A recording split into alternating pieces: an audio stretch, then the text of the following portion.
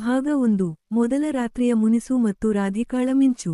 ಹಳ್ಳಿಯ ಆ ಸಣ್ಣ ಮನೆಯಲ್ಲಿ ಹಸೆಮಣೆ ಏರಿದ್ದ ಸೂರ್ಯ ಮತ್ತು ರಾಧಿಕಾ ದಂಪತಿಗಳಾಗಿ ಮೊದಲ ಹೆಜ್ಜೆ ಇಟ್ಟಿದ್ದರು.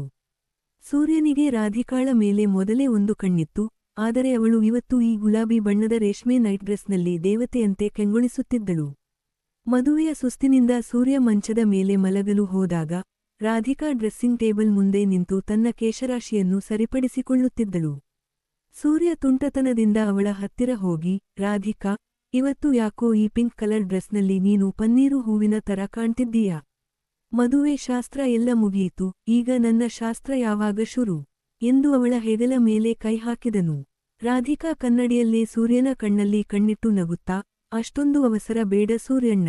ಮದುವೆ ಮಾಡಿಕೊಳ್ಳೋಕೆ ಎಷ್ಟು ವರ್ಷ ಕಾದಿಯೋ, ಹಾಗೆಯೇ ಈ ಹೂವಿನ ಮಕರಂದ ಸವಿಯೋಕೂ ಸ್ವಲ್ಪ ಕಾಯಬೇಕು, ಎಂದು ಅವನ ಕೈಯನ್ನು ಮೆಲ್ಲಗೆ ಸರಿಸಿದಳು. ಸೂರ್ಯ ಬಿಡದೆ ಅವಳ ಕಿವಿಯ ಹತ್ತಿರ ಬಂದು, ಕಾಯೋ ತಾಳ್ಮೆ ನನಗಿಲ್ಲ ರಾಧಿಕಾ. ಈ ಮಿಷನ್ ಈಗಲೇ ಆನ್ ಆಗಬೇಕು ಅನ್ಸುತ್ತಿದೆ. ನೋಡು, ನಿನ್ನ ಆ ನಗು ನನ್ನ ಇಡೀ ದೇಹದಲ್ಲಿ ಕರೆಂಟ್ ಪಾಸ್ ಮಾಡ್ತಿದೆ ಎಂದನು. ರಾಧಿಕಾ ತಿರುಗಿ ನಿಂತು ಅವನ ಶರ್ಟ್ ಬಟನ್ ಸರಿಪಡಿಸುತ್ತಾ, ನಿನ್ನ ಮಿಷನ್ ಕೆಪಾಸಿಟಿ ನನಗೆ ಗೊತ್ತು ಬಿಡು. ಆದ್ರೆ ಇವತ್ತು ನಾನು ತುಂಬಾ ಸುಸ್ತಾಗಿದ್ದೀನಿ.